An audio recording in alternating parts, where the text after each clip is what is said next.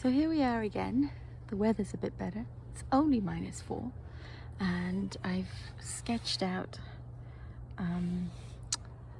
the house, and I'm going to use a white crayon to put in the areas that I want to remain really white. So like this area here, I'm just going to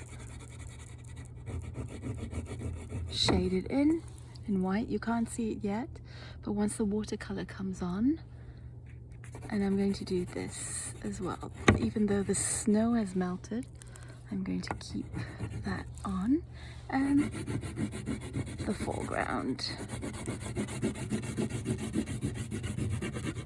So really make sure you go everywhere, because once the paint comes on, it'll go into the areas that haven't been covered with the crayon. The stairs as well.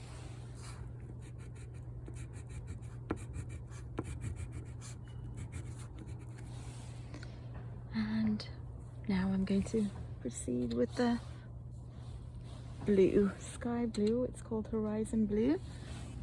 And just fill in the background. That's better because the temperatures are better today. The paint and water are working better with the paper. So I'm just using my water brush, which you can get in most art shops or online, and it helps because it's got water inside, so when I run out of water, the water comes in through there.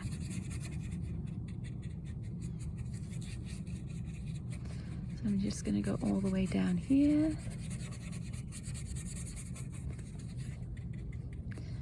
And remember, with watercolor, when you put it on the first wash, it dries looking lighter depending on the pigment. So there we go, we've got the sky blue. And the next thing I'm going to do is I'm going to put in the shadows. I'm going to use a mixture of gray and some of the mucky colors that I have already on my palette. I don't usually wash my palette because those mucky colors that have a combination of reds and greens and everything really make a great shadow. So here I'm going to put in the shadows, just blocking in the shadows. So I don't know if you can see already the way the paint is reacting with the crayon. There's a shadow there, and there's a shadow that's being made by this tree. It's a sharp line. Shadows from the from the stairs over here. I love this light of day, the morning. It's just perfect for creating the shadows.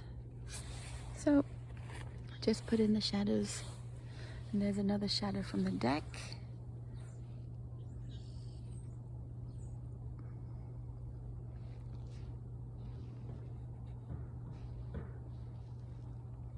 You can hear the birds. Okay. There we go. I'm gonna wash my brush, and then I'm gonna put in the bricks. And for the bricks, I use a brown and an ochre. Mix the brown and the ochre. And I'm going to lightly do the squares. The brush I'm using is a flat brush, so it helps me make these squares. I'm painting over that shadow. This is the brick.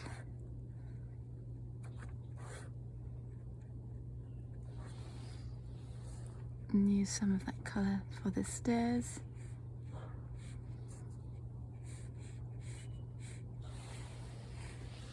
Now the shadow on the side here from the hedge is kind of like a dark blue with a bit of red. So your darkest blue on your palette and a bit of red. Add more blue. And then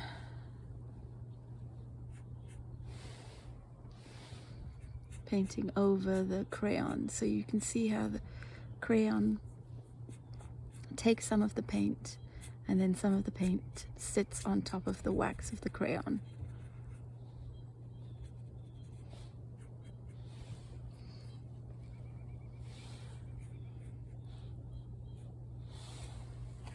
It's the first wash. I'm going to leave that, and then I'm going to work with the greens. A dark green. I like to mix my greens with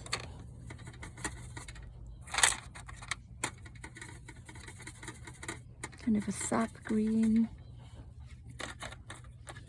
As you can see, my sap green is running out because I like to use it a lot. So I'm drawing that tree over there. I'm just going to do one color first.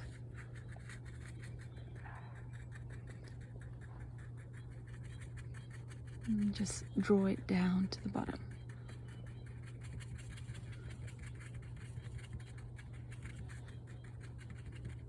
We'll work with the details later. I just wanted one wash first. And then the fern trees in the background.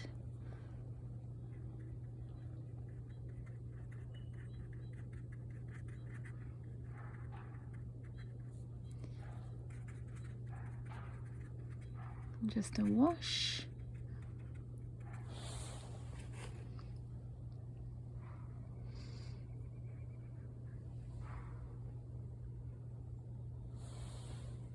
And then we've got the slats over there, so I'm going to use a really thin brush.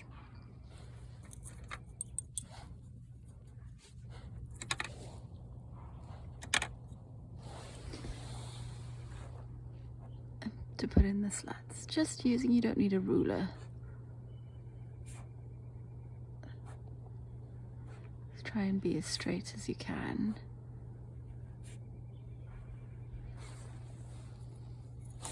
Oh, my brush fell into the snow. While I have this little brush, I'm going to put in the details of the birch tree sticking up.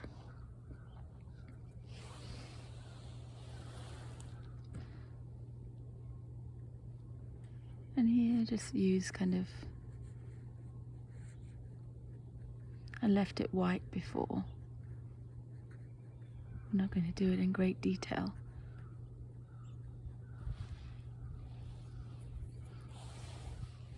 Using brown and a bit of black. The winter trees in the background. Just with a thin line branching off, you can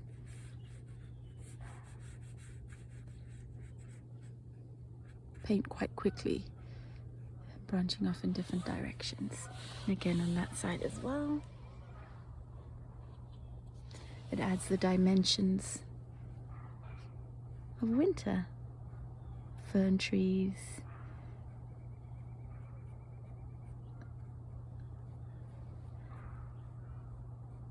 Against the trees that have lost their leaves.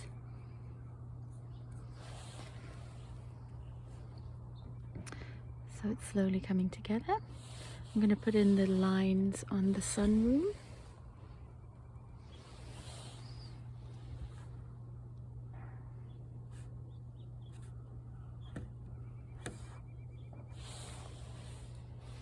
And changing my brush, I'm going to fill in the hedge over there.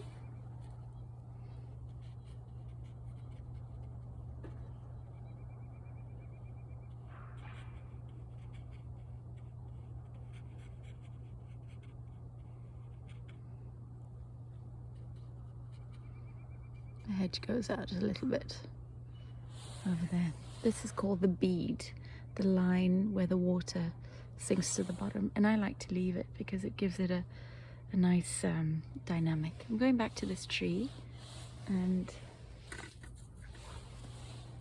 I'm going to put in some shadows in.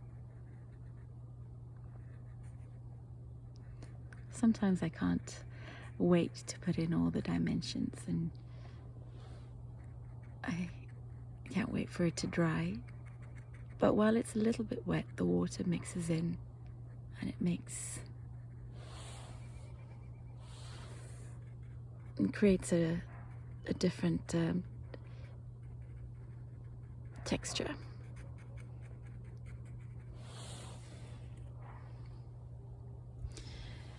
So with the windows, I'm going to add the reflection from the sky. So I'm just going to use the horizon blue again. Might be a bit too bluey, so I'll mix it up with a bit of grey.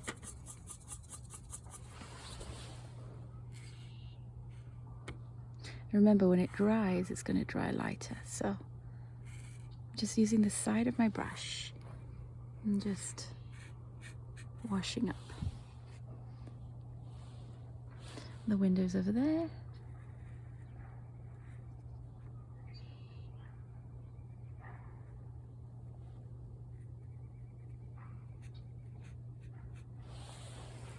There we go.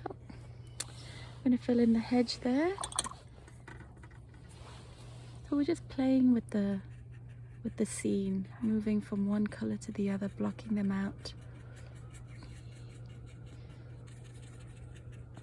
as it comes to life. Just have to be patient with it though. There's a brick chimney that I need to add, and a few other things. But before I add anything for the foreground, I need to wait for it to dry. And there's footprints in the snow, so let's see if we can try it with a bit of blue and a few footprints.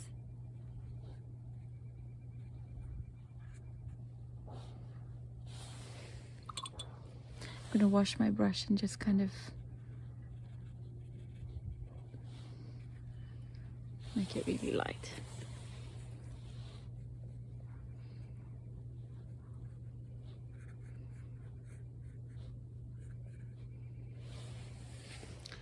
The detail of the brown is there, so I'm gonna use ochre and do some cross hatching with the brush.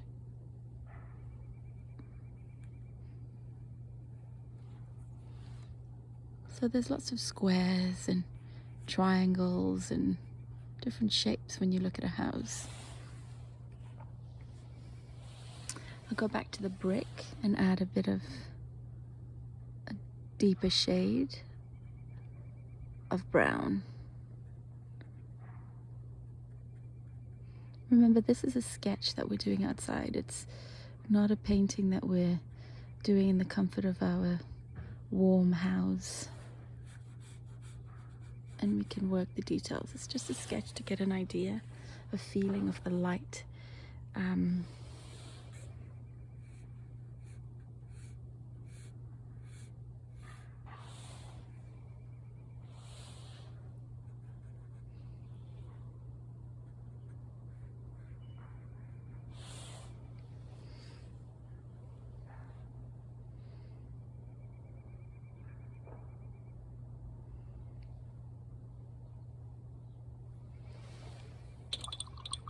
There's a bush here, so I'm going to... You can never really finish a painting, but you need to know where to stop and let it dry.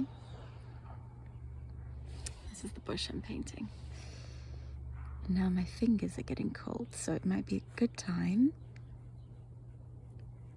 to take a step back from the painting and come back and do the finishing touches.